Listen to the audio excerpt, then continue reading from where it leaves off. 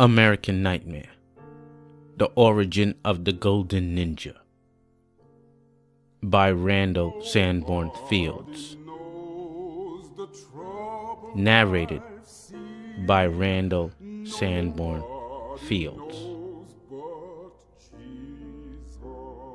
Part 1. Can a weed that grows from in between the cracks of concrete ever be as beautiful as the rose? A montage of the run-down streets of New York City, 1980s and 90s, Run DMC, the crack epidemic, Biggie Smalls, Jackson Heights projects, New York City Bloods, gang signs, graffiti walls, Social Security offices, 161st Street, Yankee Stadium in the Bronx. The bathroom.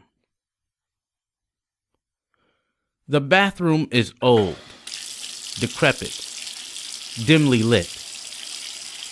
There are missing tiles on the wall. But Mom, what did I do? I didn't do nothing.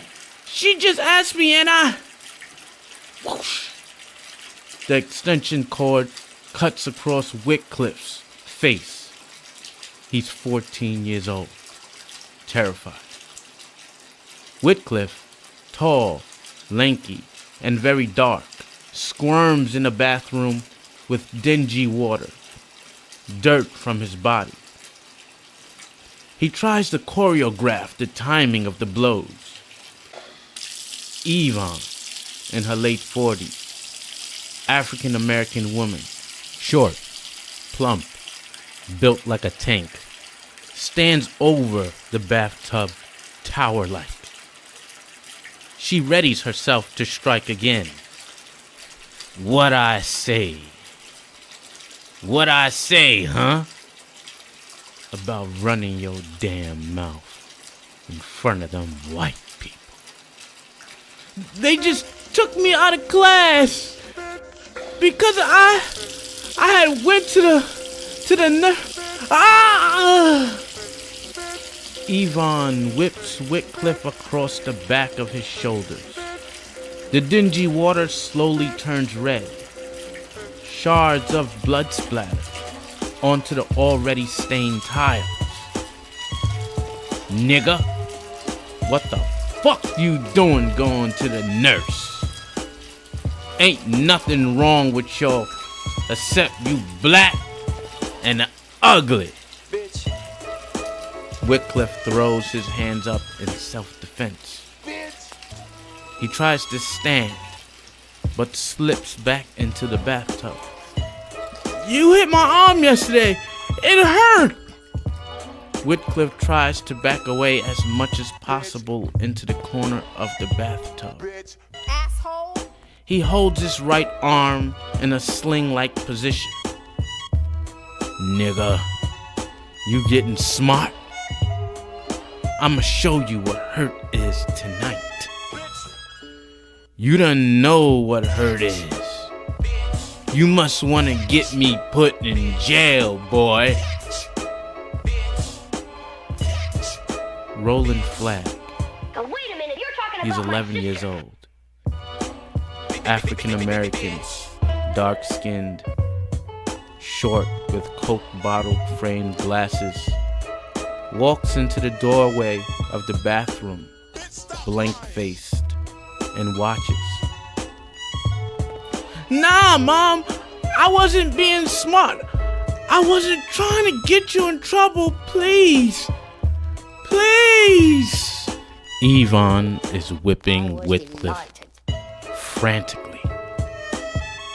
Now from the left and right with all her might. Whoosh, whoosh, whoosh. She's wheezing because she has asthma. Wheezing Whitcliffe screams in agonizing pain. Roland watches, emotionless. We get lost in his gaze. Yvonne beating Whitcliffe. Silhouettes across Roland's face. St. Augustine Church, the Bronx, 167th Street and Franklin Avenue. St. Augustine is an antiquated and Baroque style structure. In the stained glass windows, Mary is holding a baby white Jesus. Each window has a white saint. There are no depictions of any of the lichened black people in the church. Yvonne is leading a 15-people choir composed of mostly African American women, singing "I Shall Not Be Moved" in a powerful, soulful voice. Roland, Whitcliffe, and Mrs. Blakely, who is a 70-year-old neighbor of the family, looks on in the pew. Father Jeffries, in his 70s, Caucasian, with glasses, robed in white priest's attire, walks on to the podium and begins his sermon. They come to you as people come, and sit before you as my people, and hear your words, but they do not do them. For they do the lustful desires expressed by their mouth, and their heart goes after their gain. Ezekiel 33:31. Father Jeffries examines the parishioners. Yvonne is sitting in a pew next to the choir, fanning herself. Her face is full of sweat and glisten. This Sunday session is a full house.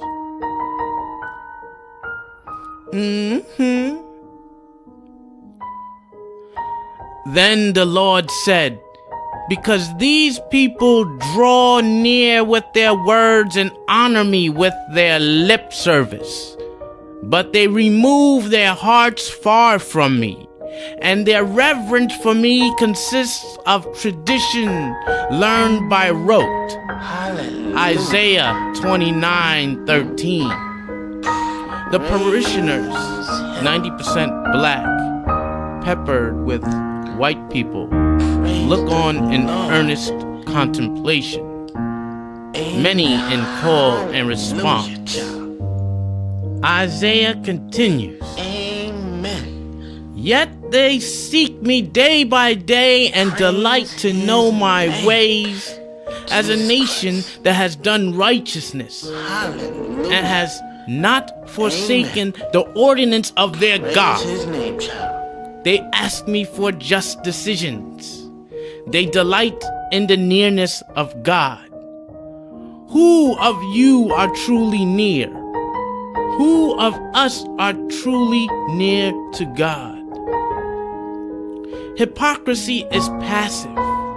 We go about our lives rationalizing our actions or inaction, pretending to be with Him and one with Him. Are you near? Father Jeffries lifts his head from his notes and points at his parishioners. You should ask yourselves, are you truly near to Him? Or do you put on a different face when you come to worship every Sunday?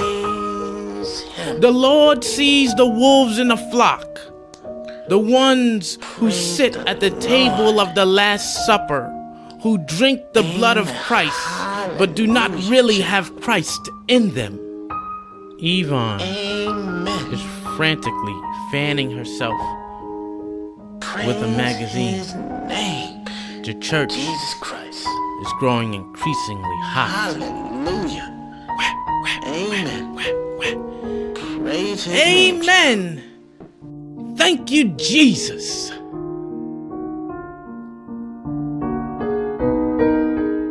After the service, a steady flow of parishioners are exiting the church.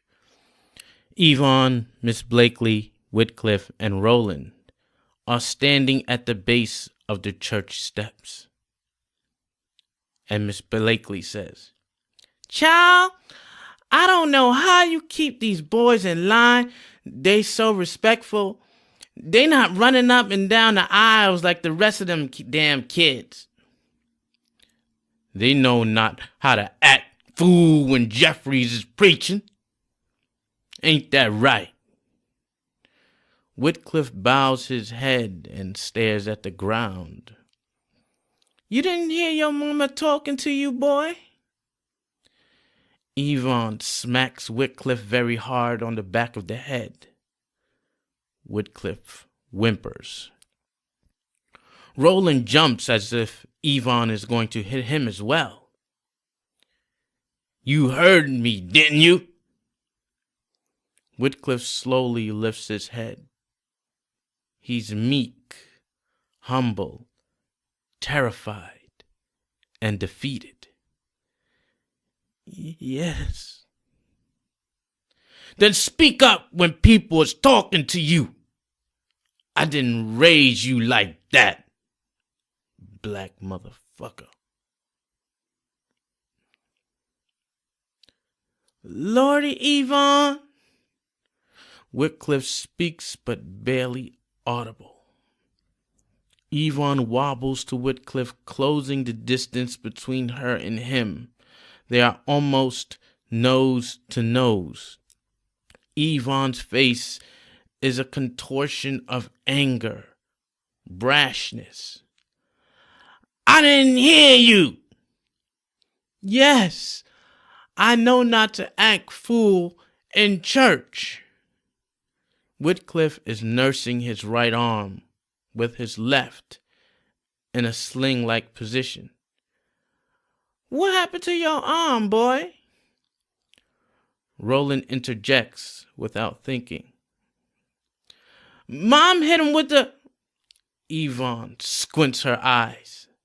She gives Roland a piercing, calculating look.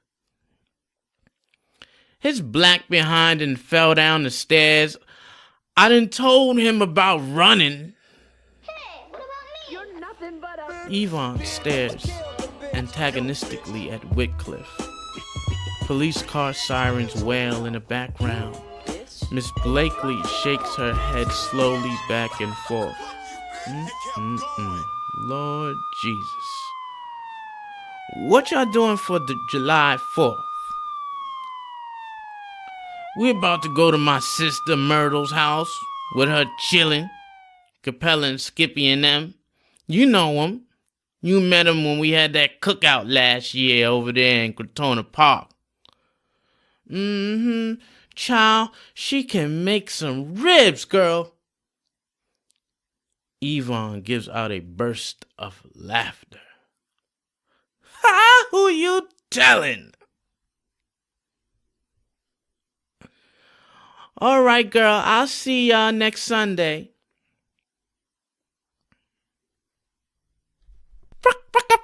Yo, be on the lookout for part 2 coming out soon. Flag.